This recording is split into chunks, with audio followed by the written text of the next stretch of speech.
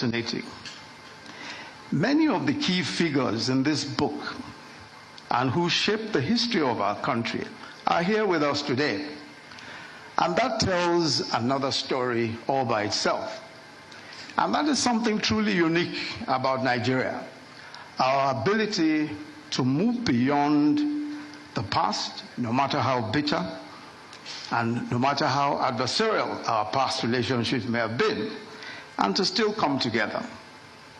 So seated amongst us here today is General Yakubu Gowon, who became Nigeria's head of state at the age of 32 and led the country for 9 years. His government was overthrown in 1975 by a coup involving the then Brigadier Olusegun Obasanjo and the then Brigadier Theophilus Danjuma, and the author himself, I confirm, the then Lieutenant Colonel Babangida, who was then commander of the newly formed Armored Corps.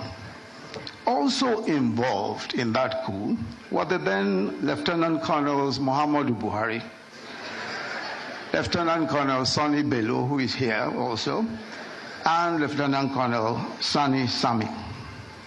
Yet here we are today with former President Obasanjo, General Danjuma, and of course the author himself present, not as adversaries of the author, but as witnesses to history, celebrating a fellow statesman.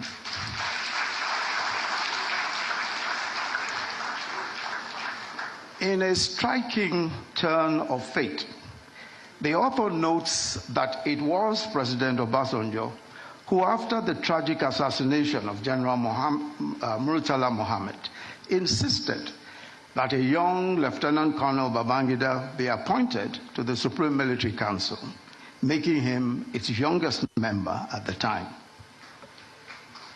Also represented here is the immediate past president, Muhammadu Buhari, another leader whose path intertwined with Babangida.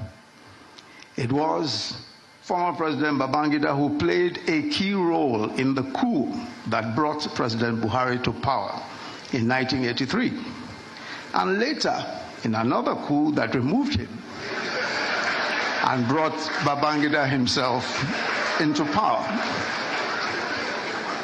Yet today, President Buhari is represented at this occasion, celebrating the man who overthrew him and detained him for 3.5 years, his one-time old adversary, former President Babangida. And then, of course, there's a gentleman here who was an elected senator in 1992 in the course of Babangida's transition program.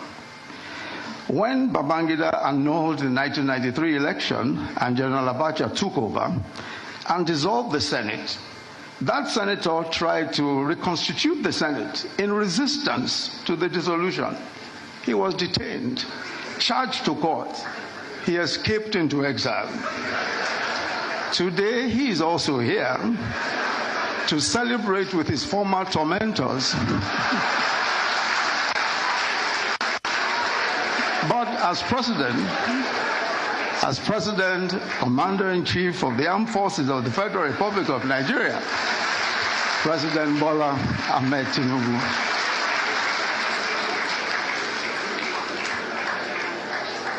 The third reason why this 420-page book is important is because it unveils one of the most enigmatic leaders